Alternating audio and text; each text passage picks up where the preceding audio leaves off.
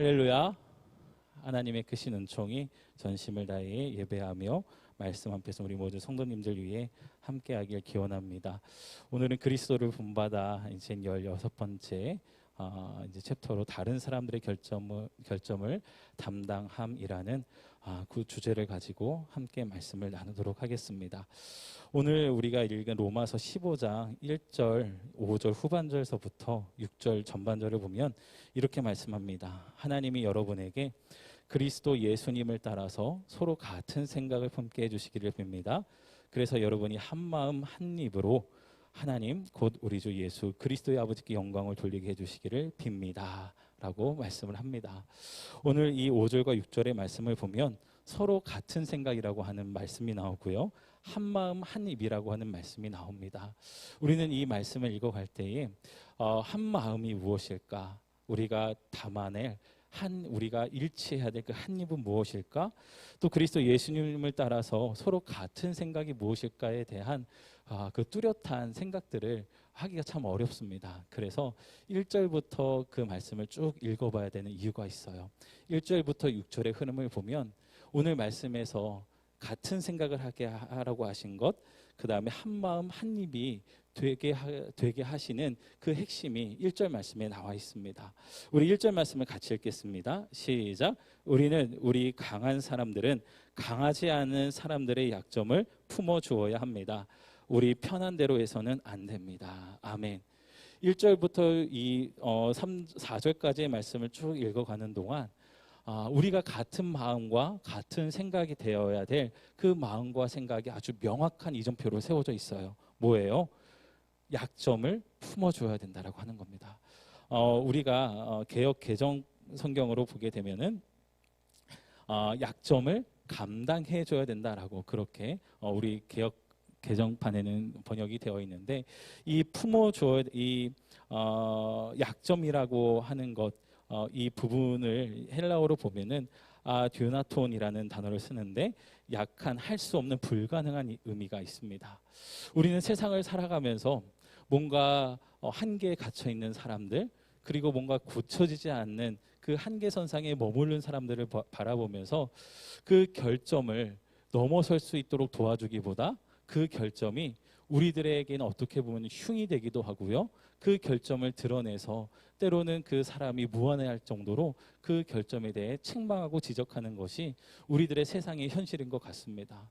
그래서 오늘 토마스 이 성인은 약점이라고 하는 말보다 조금 더 우리들의 삶 가운데 확 와닿을 수 있는 결점이라는 단어를 사용한 것 같아요.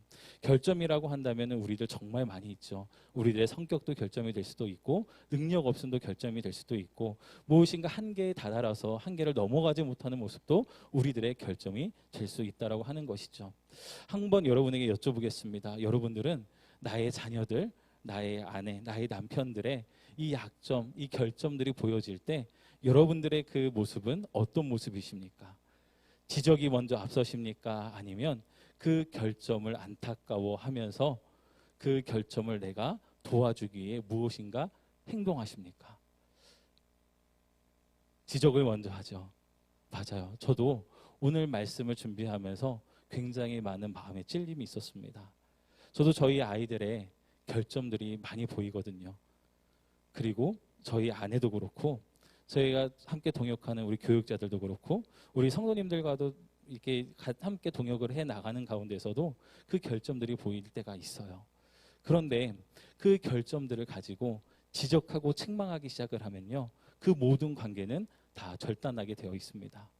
그런데 유독 친하면 친할수록, 가까우면 가까울수록, 삶의 시간을 더 많이 나누면 나눌수록 이 결점에 대하여 가감없이 책망하고 가감없이 지적하는 모습들은 우리들 안에 굉장히 쉽게 일어난다라고 하는 것이죠.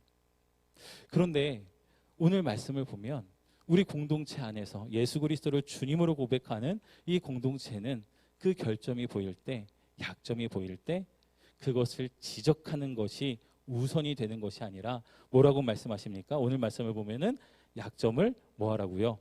품어주라고 이야기를 합니다. 이 품어주다, 이 감당하다라고 하는 그 뜻을 보면요, 함께 짊어지다라는 뜻이 있습니다. 만약에 어떤 성격의 결함이 있는 거예요. 변화되지 않는 겁니다.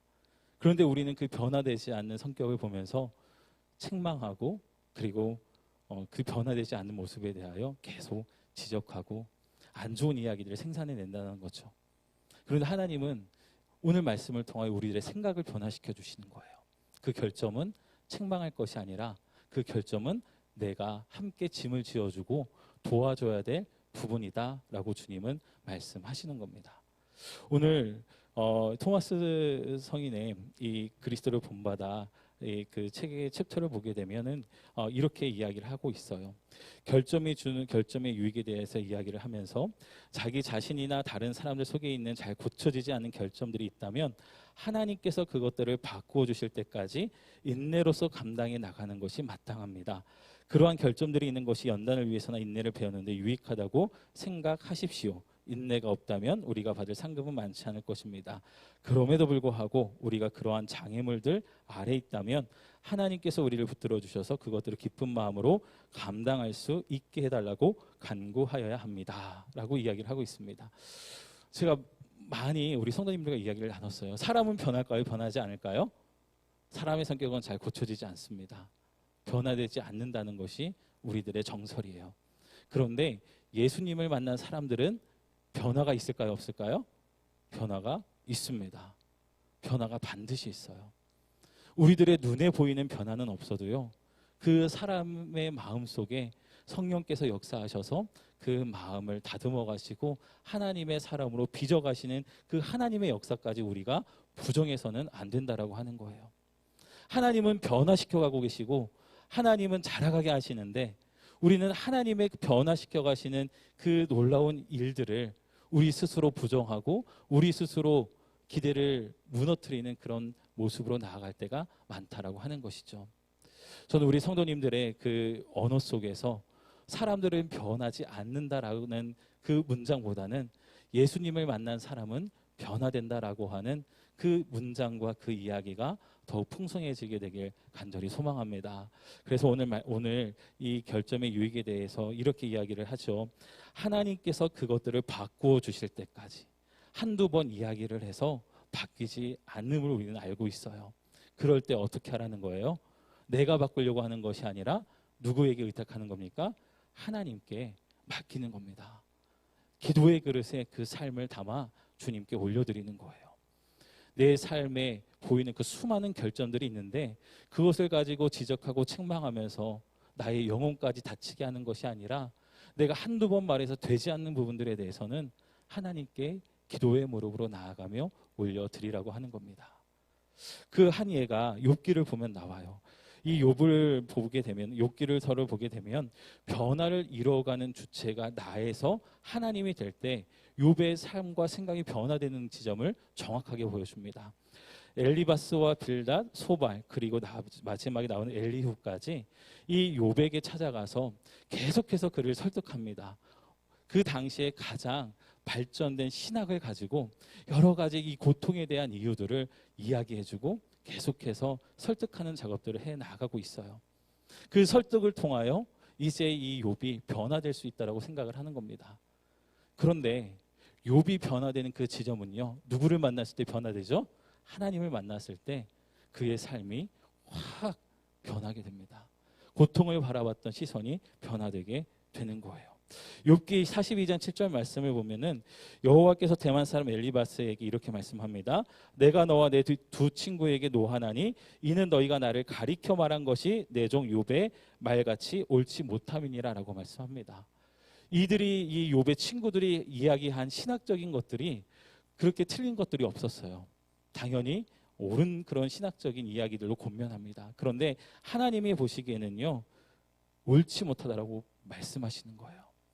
욥에게는 논리정연한 그런 신학적인 설득보다는요, 함께 있어주고 하나님의 하나님 되심을 이야기해 주는 것, 이것이 욥에게 가장 절실히 필요했던 순간이었거든요.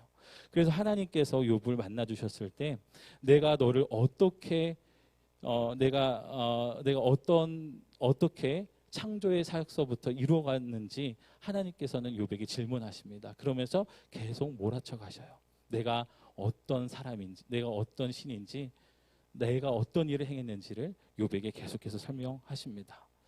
그러면서 이제 결국에 욥이 이렇게 고백을 하죠. 우리 욥기 42장 5절부터 6절 말씀을 함께 읽겠습니다. 시작.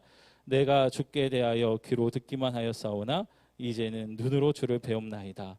그러므로 내가 스스로 거두어드리고 티끌과 제 가운데에서 회개하나이다. 아멘. 이 고백이 나올 때까지 하나님은 인내하셨고 말씀하셨고 결국에는 욥의 고백을 통하여 그의 삶의 변화, 생각의 변화를 이루어 가셨음을 보게 된다고 하는 것이죠. 여러분, 우리가 하나님께 맡겨드린다라고 하는 것, 이것은 하나님께서 변화를 이루어 가시는 것을 내가 믿습니다라고 하는 믿음의 고백인 줄 믿습니다. 그러는 가운데 이 토마스는요, 이렇게 이야기를 해요. 그 가운데 우리는 인내를 배우게 된다라고 이야기를 합니다. 이스라엘 백성들을 바라보는 모세의 관점을 보면요, 이제 창세기에서부터 신명기까지 아니죠. 이제 출애굽기서부터 신명기까지 보면은 이스라엘 백성들이 14번이나 하나님을 향한 원망과 배반을 하게 됩니다. 그럴 때마다 하나님도 인내하시고요, 모세도 그 과정들을 모두 다 인내해 갑니다. 그러다 결국 이 모세가 이스라엘 백성들에게 마지막으로 주는 선포가 있어요. 우리 33장 29절, 신명기 34장 29절 말씀을 함께 읽습니다. 시작. 이스라엘이여 너는 행복한 사람이로다. 여호와의 구원을 너같이 얻은 백성이 누구냐? 그는 너를 돕는 방패시오 내 영광의 칼이시로다. 내 대적이 내게 복종하리니 내가 그들의 높은 곳을 밟으리로다. 아멘. 모세는 이미 다 경험했습니다. 이스라엘 백성들이 배반하는 것도 눈으로 직접 봤고요. 만나를 그렇게 하나님께서 주셨지만 그 만나를 하찮게 여기는 이들의 정말 하나님께서 가슴 아파하시는 모습들도 모세가 다 봤어요. 그런데 모세가 이제 죽음을 앞두고 이스라엘 백성들을 바라볼 때에 이들에게 불가능한 것을 보는 게 아닙니다. 이들이 하나님을 의지하며 따라왔던 그 믿음의 한 조각을 보면서 이야기하는 거예요. 너는 행복한 사람이라고. 너는 정말 행복한 사람이라고. 구원을 너같이 얻은 백성들이 이 세상이 어디 있느냐라면서 축복을 해줍니다.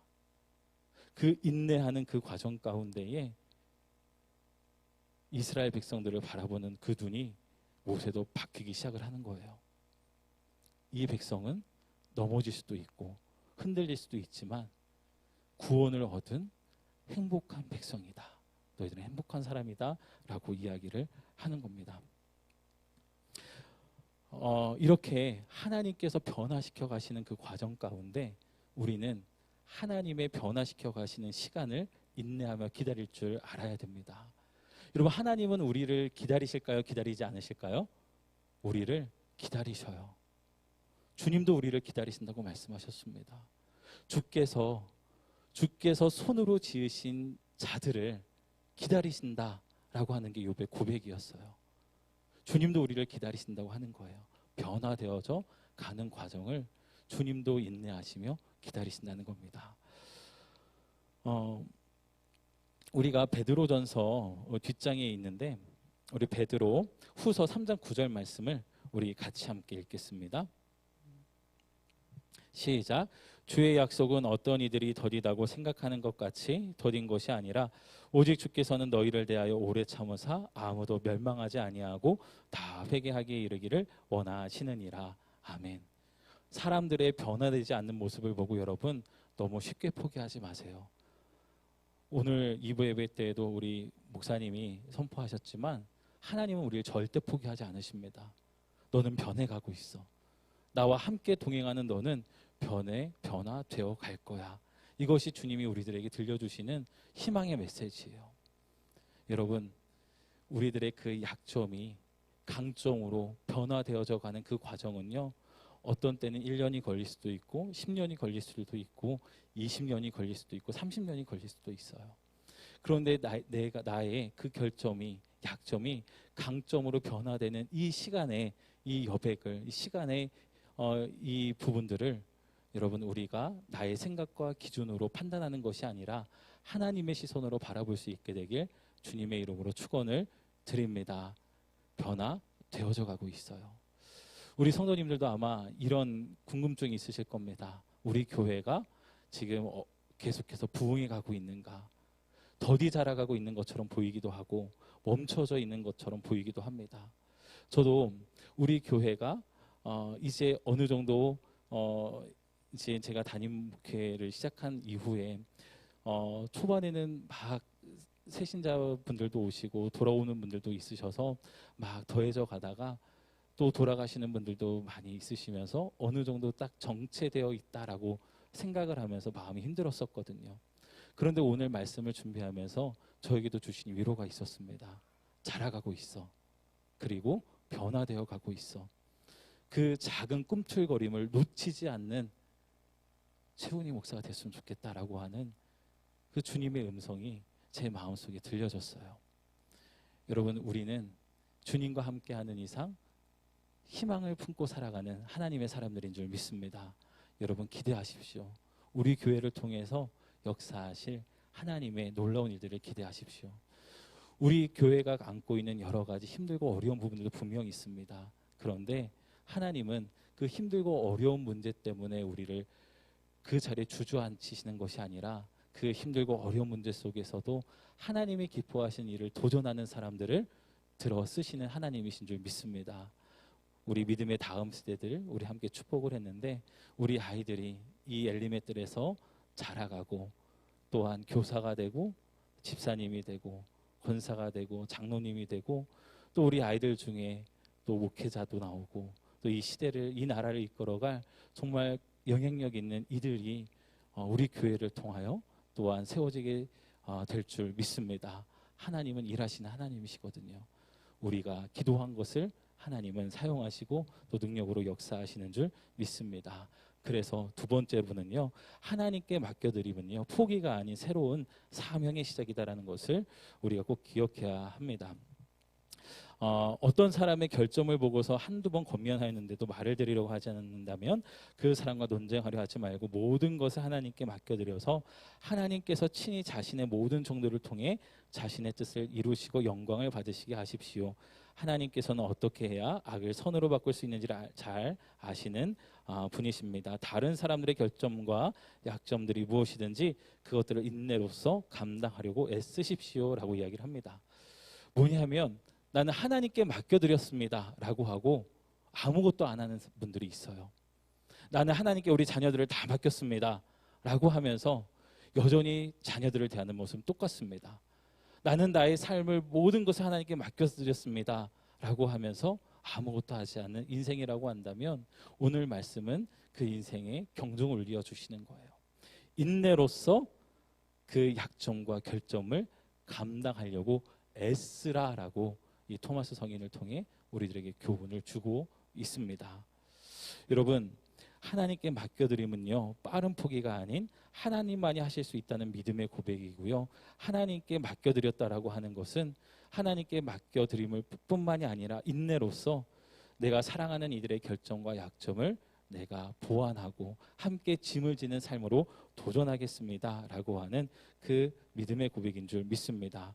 여기서 결점과 약점들을 감당하다라고 할 때 이 감당함이라고 하는 헬라어를 보면 바스타조라고 하는 단어를 쓰는데 들다, 짊어지다라는 뜻이 있습니다. 로마서 15장 1절 말씀을 보면 우리 강한 사람들은 강하지 않는 사람들의 약점을 품어줘야 됩니다라고 되어 있는데 이 품다가 바로 이 바스타조라고 하는 뜻이에요. 들어주는 겁니다. 짐을 짊어져 주는 겁니다. 여러분, 그 약점과 결점이 나와 상관없는 것이 아니라 그 약점과 결점을 보완해 주기 위하여 내가 무엇을 할까를 생각하는 것, 이것이 그리스도인들의 삶이 되어야 된다라고 이야기를 하는 거예요. 바로 그것을 우리 예수님께서 보여주셨다는 것을 이야기를 하는 겁니다. 그래서 멍에를 함께 매는 그리스도인의 모습으로 서 가야 된다라고 하는 것이죠.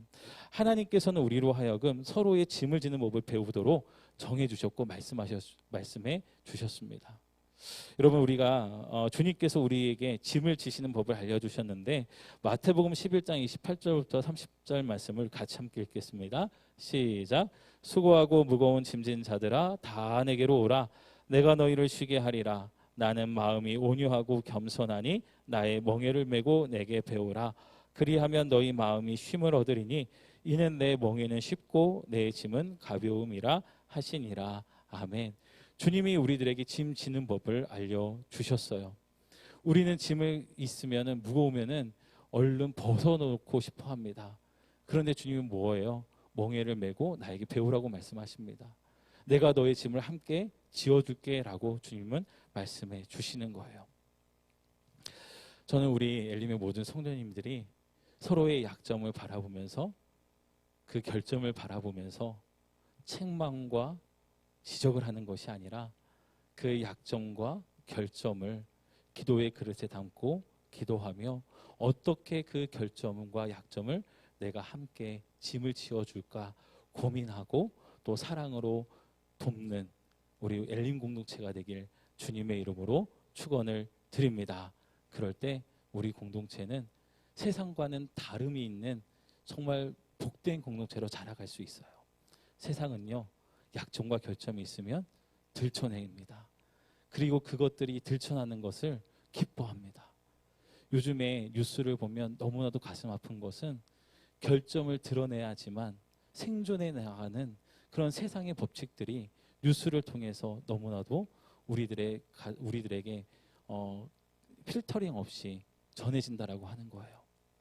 결점을 드러내고 약점을 드러내야 살아가는 그 세상의 원리가 우리 아이들에게도 필터링 없이 전해지고 있습니다. 그런데 교회 공동체는 그런 곳이 아니라는 거예요. 정말 하나님께서 원하시는 공동체의 모습은 그 약점과 결점을 드러내는 것뿐만이 아니라 그 드러냄을 통하여 그 결점과 약점을 내가 함께 담당하고자 뛰어드는 것, 이것이 우리 주님이 원하시는 모습이라고 하는 겁니다. 너에게 다 책임이 있어가 아니라 나도 그 책임을 함께 짊어질게 라고 하면서 그 짐을 함께 지어주는 것이 바로 이 교회의 다름이다라고 오늘 주님은 말씀하고 있는 거예요. 우리 안에도 많은 결점과 약점들이 있습니다. 그런데 그 결점과 약점들이 나에게 강함이 되는 이유는 그 결점과 약점을 함께 짊어지고자 마음을 합하는 우리 성도들이 있기 때문에 우리가 그 일을 도전할 수 있는 것이죠. 그래서 오늘 로마서 말씀은요, 이 생각과 이 마음으로 하나 되라라고 주님은 말씀하고 있는 겁니다. 여러분, 우리가 같은 생각, 같은 마음을 품는 것은요, 이거예요. 서로의 짐을 지어주는 것. 그래서 갈라디아서 6장 2절 말씀을 우리 같이 함께 읽겠습니다. 시작. 너희가 짐을 서로 지라 그리하여 그리스도의 법을 성취하라. 아멘. 그리스도의 법을 성취하기를 원하십니까? 그러면 서로의 짐을 짊어지십시오. 결점과 약점을 아프게 꼬집는 것이 아니라 그 결점과 약점을 나의 짐으로 함께 나눠지고 기도로 주님 앞에 함께 나아갈 수 있는 저와 여러분들이 되길 간절히 소망합니다. 그리고 그 결점과 약점이 삶의 무거운 짐이 될 때가 있어요. 그럴 때 여러분 그것을 끌어안고 끙끙 앓는 것이 아니라 우리 주님이 말씀하신 것처럼 그 무거운 짐을 갖고 주님 앞으로 나아 오십시오. 주님이 말씀하십니다. 나의 멍에를 메고 배우라. 그리고 진정한 쉼을 누리라라고 주님은 말씀하세요. 여러분, 우리가 짐을 내려놓으면요, 짐을 벗어던진 것 같지만 그 짐이 언젠가는 또다시 나의 어깨에 짊어질 때가 있어요. 우리는 인생이라는 이 시간을 어쩔 수 없는 삶의 무게를 감당하고 가야 됩니다. 그래서 주님은 말씀하시는 거예요. 내가 함께 지어줄게. 그 멍에를 내가 함께 짊어져 줄게. 우리 주님이 나의 멍에를 함께 져주시는데 여러분, 우리 함께 천국을 향해 나아가는 예배자로서 살아가게 될 때에 서로의 그 짐들을 함께 짊어지고 그 멍에를 함께 짊어질 수 있는 저와 여러분들이 되길 간절히 소망합니다. 그건 예수님만 하실 거잖아요. 아니에요, 여러분. 오늘 갈라디아서 말씀을 보면은 너희가 짐을 어떻게 하라고요? 서로 지라라고 이야기를 합니다. 우리는 돕는다라고 하는 표현을 많이 씁니다. 그런데 그 돕는다라고 하는 것이 우리가 뭔가 시혜성을 가지고 돕는 것이라고 생각을 하는 경향성이 있는데 오늘 말씀을 보면요, 이 돕는다라고 하는 것 속에서는 내가 당신의 짐을 함께 나눠 지겠습니다. 내가 무겁더라도, 내가 좀 힘들더라도 당신의 짐을 함께 나눠지고 함께 한 길을 걸어가겠습니다 라고 하는 그 믿음의 고백이 결단이 담겨져 있더라고요. 정말 그래서 우리 모든 엘림의 성도들이 서로의 짐을 함께 나눠짐으로 그리스도의 법을 성취하고 정말 우리 철원 엘림 교회가 정말 사랑과 따뜻한 온기로 가득한 우리 공동체가 되길 주님의 이름으로 축원을